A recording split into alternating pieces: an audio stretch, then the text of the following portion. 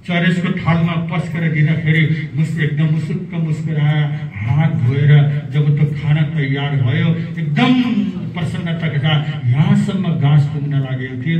त्यो बेलामा श्रीमानले श्रीमतीसँग सोधेछ, होइन आज तैँले सबै वस्तु कहाँबाट लिएर आइस भनेर भन्दा श्रीमतीले भन्छ, मैले त आज शङ्ख बजाइदिएँ। शङ्ख बजाइदिएँ भन्दा सा अब यहाँ जाने गाछ पर्ला किन? छिमेकीका बारेमा सोच्नु। ये बाबा यो बुढीले के माग्यो भने छिमेकीलाई त ठ्याक्क डबल मिल।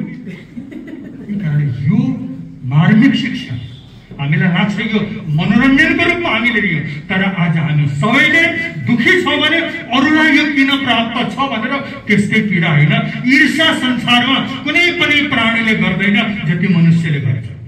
अरूको सुख देखेर जल्ने मनुष्य। पशुमा यस्तो प्रतिस्पर्धा हुँदैन। हुन त हामी सबैले देखेका हौँ एउटा गधा कुकुरको प्रतिस्पर्धा चलेको धेरै टाढा पशुहरूको राजा बन्ने प्रतिस्पर्धा रहेछ। कुकुर र गधालाई यहाँबाट दौडाएछन्, दौडाएर जो पहिला गएर त्यो पशुको राजा बन्न चाहन्छ, त्यो सिंहासनमा जो पहिला बस्छ त्यसलाई राजा मानिन्छ भनेर प्रतिस्पर्धा गर्ने बेलामा गधा र कुकुर दुवै जन्तु दौडँदै जाँदा पहिला को पुग्यो होला? गधा कि कुकुर? दुवैको दौड देख्नु भएको छ नि। कुकुर र गधा दौडँदै भन्छन् गधा बिचारा दौडेको रहेछ बिस्तारै बिस्तारै, कुकुर एकदम द्रुत गतिले भागेर जाँदै बाटामा अनेक गाउँहरू आएछन्, अनेक त्यसका अन्य साथीहरू भेटिएछन्। अनि एउटा मोहल्लाको कुकुर अर्का ठाउँमा जान छ, सबै कुकुरहरू त्यसैसम्म झुन्डिए। उसैका आफ्ना समुदायका ती कुकुरहरूले त्यसलाई अगाडि बढ्न दिएनन्। त्यस्तै आज हामी सबै मानिसको पनि आफ्नो जीवनको सफलतामा अवरोध छ भने हाम्रा भित्रका के आफ्ना कमजोरीहरू त होइन। अरूलाई दोष नदिनु होला। जीवनमा असफल हुनेवाला व्यक्तिका आफ्ना जीवनका कमी कमजोरीले गर्दा मात्रै त्यो जीवनमा असफल भएको भन्ने यो कुरा हामीले स्वीकार गर्न सक्न पर्यो। त्यस्तै अब त्यो मानिसले मजाले भोजन गरेको भए पनि हुन्थ्यो, भोजन गर्ने मन लाग्यो। ये बाबा छिमेकीलाई के मिल्यो होला भनेर अब त्यो खाना त्यहीँ छ, त्यसले चिन्तामा डुब्न थाल्यो। चिन्तामा बस्दा एक दिनपछि जङ चलेको के भएको नि खाना खाएर जङ चलेर एकदम जङ चलेर मन्दिरमा गएछ। मन्दिरमा गएर शङ्ख लिएछ, शङ्ख लिएर उसले पनि बजाएछ, हे प्रभु, हे शङ्ख देवता, हे देवी माता, आज मैले प्रथम पटक शङ्ख बजाउँदैछु। आज मैले शङ्ख बजाउनको मुख्य कारण मेरो एउटा आँखो हजुरले फोडिदिनु होला, मेरो एउटा आँखो फोडिदिनुहोस् भनेर उसले जब भनिसकेपछि त्यसको एउटा आँखो फुटेछ। अब त्यसलाई आनन्दको अनुभूति भयो। किन? घटना अरूको होइन, हामी सबैको। हामी मानिसको स्वभावै अरूलाई मिल्छ दुःख। म जस्तै सुख अरूले प्राप्त गर्यो भने मेरो सुख नै दुःखमा परिणत हुन्छ। किन? मलाई आनन्द त तब आउँछ नि जब कसैलाई सहानुभूति दिन पायो भने बल्ल मलाई आनन्द आउँछ। मानिसले खोजेको हाम्रा सुखमा सुखी हुने व्यक्तिको सङ्ख्या छैन, तर हाम्रा दुःखमा रुनेवाला आउँछन्। किन? रुन आएका होइनन्, सहानुभूति किन आएका होइनन्। उनलाई मजा आउँछ कि कोही मान्छे त छ मभन्दा पनि दुःखी छ, त्यसका लागि यो त आयो सहानुभूति दिएर, ओहो बेचारा है यस्तो भयो भनेर त्यो हाम्रो स्वभाव। यसकारण जीवनमा आज हामीले जस्तै त्यो मानिसले शङ्ख फुकेर भन्छ, हे शङ्ख देवता, मलाई एउटा आँखो भयो पुग्छ, त्यसकारण तिमीले मेरो एउटा आँखो फोडिदेऊ भनेर भन्न साथ के भयो? त्यसको एउटा आँखो शङ्खले फोडिदियो भने छिमेकीका दुईटै आँखा फोड्न साथ त्यसलाई आवाज प्राप्त हो। यो जीवन हो हाम्रो। यसरी जीवनमा यसरी अगाडि बढेको जीवन कहिले पनि जीवनमा सफल हुँदैन।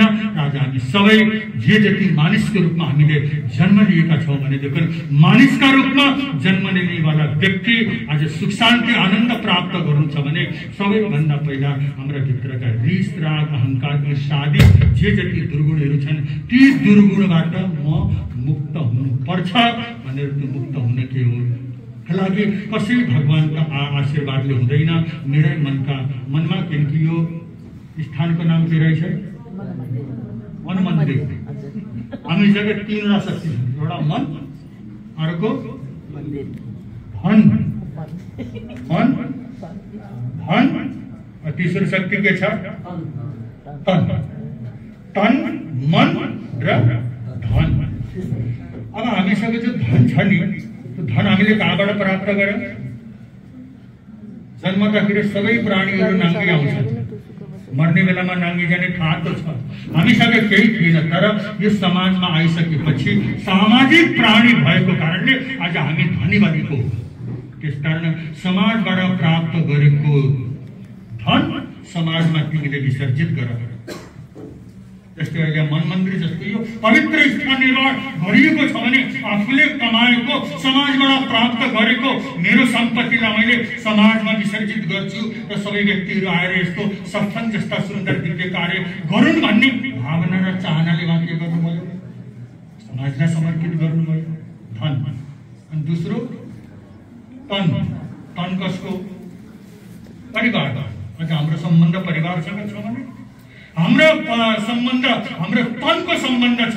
त्यसकारण यो तन तिमीले परिवारलाई देऊ, श्रीमती बच्चा छोरालाई तिमीले तन धन समाजलाई देऊ, मन तिमीले परिवारलाई देऊ, तिम्रो साथीलाई देऊ, तिम्रो समाजलाई, तिम्रो आफ्ना स्वजनहरूलाई देऊ। अनि त्यसपछि तेस्रो छ मन। मन कसलाई दिने?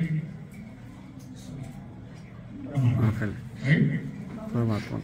धन समाजलाई, तन परिवारलाई, तर मन कसलाई दिनु? परिवारलाई दियो। राजा मैले धेरै गरेँ तर मेरो मन अमिलो भयो।